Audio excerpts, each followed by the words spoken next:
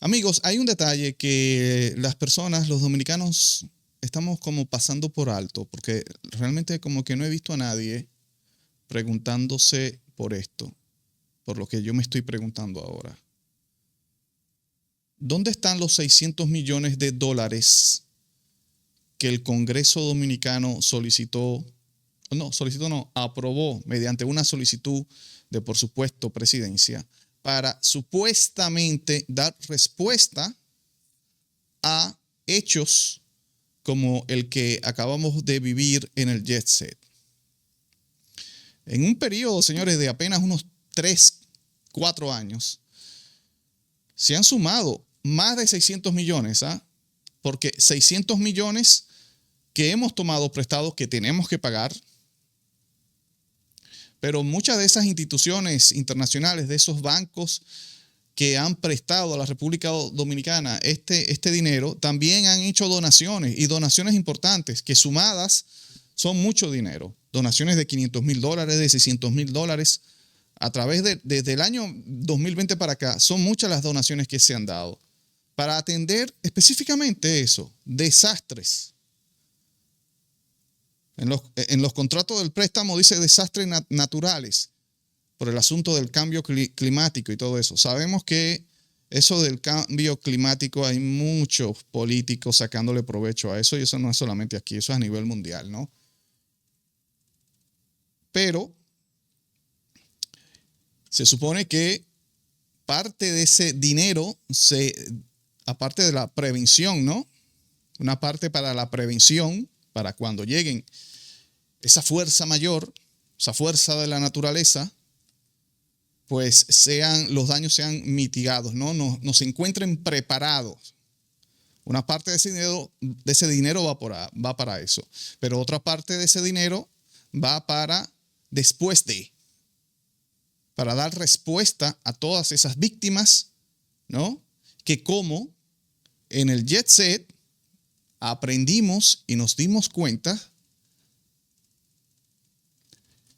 de que no había dinero para nada.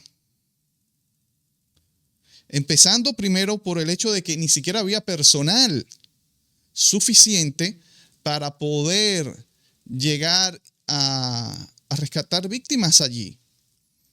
Lamentablemente tengo que pensar que mucha gente perdió la vida por esa escasez de personal, que no llegaron a tiempo, que no eran suficientes.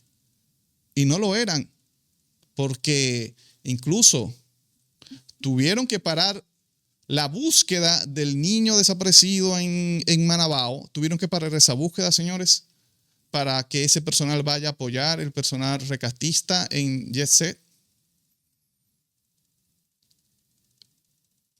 600 millones de dólares para eso. Pero aparte de eso, todo el problema que se armó en patología. ¿Por qué? Por la falta de personal, la falta, señores, de freezers. Ahí habían cadáveres descomponiéndose. No habían freezer. Pero tomaron 600 millones de dólares para eso. Se los robaron, porque es que no hay otra forma de uno expresarlo. Es que se los robaron. Y lo peor de esto es que la mayoría de ese dinero, de esos 600 millones de dólares, para atender estos desastres, se tomaron, la mayoría, se tomó antes de el desastre que pasó en el túnel de la 27, por las lluvias que cayeron en noviembre, año 2023. Ya para ese año 2023, estos ladrones, porque no hay otra forma de decirlo, ya habían solicitado, ya habían pedido, se habían embolsillado 370 millones de dólares para atender esos desastres. ¿Y qué hicieron cuando se cayó el asunto en el túnel? Cuando pasó ese desastre, inmediatamente presto solicitaron más dinero para prevenir ese tipo de asuntos. Pero ya habían solicitado 370 millones para prevenir precisamente de que eso en el túnel, de que esas losetas se llevaran esas vidas que se llevaron allí. Porque, repito, recuerden, parte de ese dinero es para la prevención, ¿no? Ellos dicen, bueno, prevención para desastres naturales de fuerza mayor. Eso es huracanes, terremotos, todo eso. Y la parte de la prevención es que supervisar que las estructuras estén lo suficientemente estables que puedan aguantar estos fenómenos de fuerza mayor. ¿Y qué nos dimos cuenta con el asunto del paso de nivel? Tenía 20 años 20 años, señores, que no miraban por ahí obras públicas, ni el ayuntamiento, las personas que tienen que ver con el mantenimiento de esas infraestructuras. Pero se habían embolsillado 370 millones de dólares. Tienen que recordar eso, señores. Es su dinero, es mi dinero. Y imagínense ustedes, los familiares que tuvieron que pasar esos momentos terribles, cuando tuvieron que ir a Yeset y comprobar, o sea, como que si no es suficiente todo ese dolor que tienen que pasar ahí, para entonces tener que durar una semana casi en patología forense, señores, sufriendo más todavía. Oliendo, señores, oliendo ese olor a muerte de sus familiares. ¿Por qué? Porque no hay personal suficiente. Pero solamente con el hecho de que la fotógrafa forense, una fotógrafa forense, señores, una fotógrafa forense, pero con 600 millones de dólares en los bolsillos de estos funcionarios. Y tuvo esa muchacha, porque es una muchacha, 26 años tiene, Yasmín Díaz, fotógrafa forense, tuvo que ella sola, señores, hacer ese trabajo. Más de 200 víctimas, ella, hacerle la fotografía. Y por cuerpo no es una sola fotografía, son varias fotografías, señores. Es decir, el Estado Dominicano puso en riesgo psicológico a esa muchacha. Porque el forense, en este caso ella, fotógrafa forense, no es verdad, señores, que psicológicamente tú te vas preparando mientras vas estudiando en la universidad para eso. No, donde tú te preparas psicológicamente para no sufrir, ¿no? Psicológicamente hablo, es en la práctica realmente, pero dosificada, señores. Por un estudiante que salga de la universidad y que se tenga que enfrentar a tener que fotografiar más de 200 cadáveres en las condiciones que quedaron, eso es un crimen, ese es otro crimen. Esa muchacha seguramente va a tener que necesitar ayuda psicológica de esto. Porque esa inmunidad tú la vas adquiriendo poco a poco, pero no así. Y digo yo que tomando en cuenta de que ella solamente tiene 26 años, seguramente no hace mucho tiempo salió de la universidad y no creo que haya tenido la suficiente experiencia como para ya estar preparada para una situación como esta. Pero Dios mío, 600 millones de dólares. Y tenían una sola fotógrafa para dar respuesta. Señores, el pueblo dominicano tiene que ser más crítico, señores. Eso es un robo. ¿A usted alguna vez se le han metido a su casa, le han robado? Seguramente que sí, algunos que me están viendo ahora, seguramente que sí. Usted se ha sentido frustrado, ¿verdad? Siéntase así, porque es su dinero. Su dinero que además estos tipos lo usan para enriquecerse ellos, asegurar su futuro, asegurar el futuro de sus hijos, de los hijos de sus hijos, para darse todos los lujos. para llenar todos estos restaurantes que uno ve en un país como este, con tanta pobreza. Y tú dices, pero oye, pero qué contraste, pero este país tanta pobreza y cada día abren restaurantes nuevos en la ciudad de Santo Domingo y con unos precios groserísimos que tú dices, pero ¿quién es que consume esta vaina? Esos son los tipos que mantienen esos restaurantes allí, que pagan 30,000 pesos por una botella de vino. Groseramente. Legisladores que llenan esos sitios allí. Esos mismos que aprueban esos préstamos y se roban. Esos mismos que ya no tienen, ya no es que mantienen amantes. Aquí no. Es que estos tipos tienen amantes aquí, pero también la tienen en diferentes países del mundo. Yo conozco de casos. Amigas que la tienen en Miami mudada y ellos van cuando se van a trabajar o qué sé yo.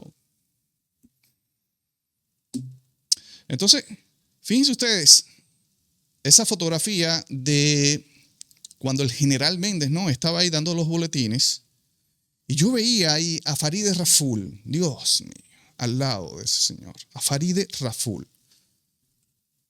Farideh Raful, que es el avatar de los préstamos aquí en la República Dominicana.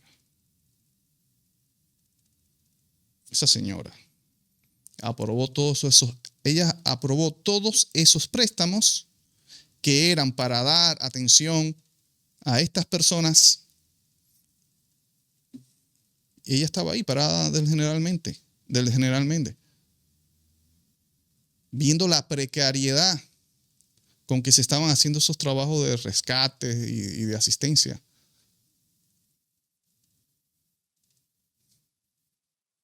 Esta gente tiene las manos manchadas de sangre, señores.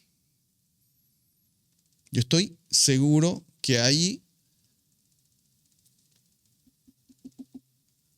hubo personas que perdieron la vida por esa escasez de recursos que nosotros pagamos ya.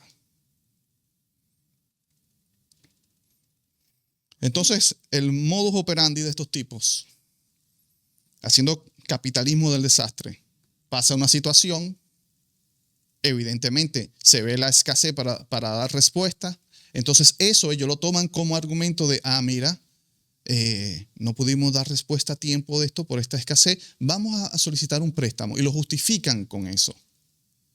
Vamos a solicitar un préstamo para que cuando eso vuelva a pasar o para prevenir que eso pase, pero si vuelve a pasar, tener respuestas a la ciudadanía. Argumentando eso, solicitan un préstamo para que sea aprobado en el Congreso Nacional. Y así lo van haciendo. El préstamo se da, luego viene otro o pasa otra cosa, ya sea por asuntos de fuerza mayor, se evidencia una falta de mantenimiento en las estructuras, como en lo del túnel, pero amigo, pero se supone que usted tomó dinero para evitar eso. No. Y el colmo es que pasa lo otro y meten el mismo cuento, señores. Porque cuando ya ellos habían tomado 370 millones de dólares, y grábense esa cifra, porque es su dinero, cuando ya ellos habían tomado eso, pasó lo del túnel. Y tuvieron el coraje de decir exactamente lo mismo. No, mira, para evitar esto y darle mantenimiento a este asunto para los efectos del cambio climático, vamos entonces a tomar un préstamo más. Ahí tomaron 200 millones de dólares. Recuerden. Entonces, ¿qué me da por pensar? Bueno, ¿qué van a hacer ahora? Lo mismo.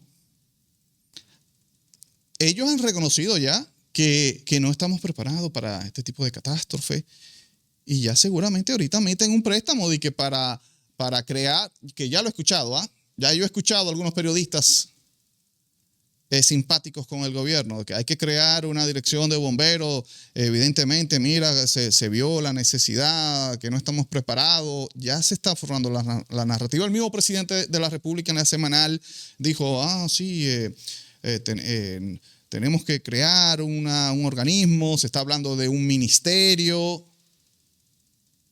¿Qué ustedes creen que van a hacer? A pedir un préstamo para eso. Increíblemente. Anótenlo.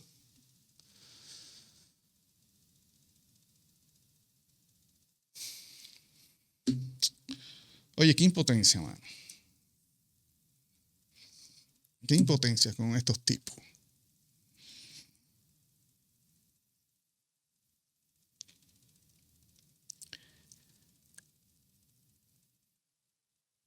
Yo me imagino la gente una semana ahí en patología forense, aguardando ese momento tan íntimo que tienen que tener para velar a sus seres queridos y que no podían porque no le entregaban los cadáveres porque ahí no había personal para eso.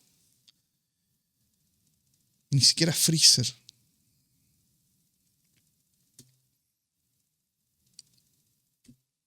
Pero casualmente, ¿no? Casualmente, por una casualidad, todas las personas de renombres, ya todos sus familiares estaban en ese momento de intimidad pasando su duelo. Eso es la República Dominicana.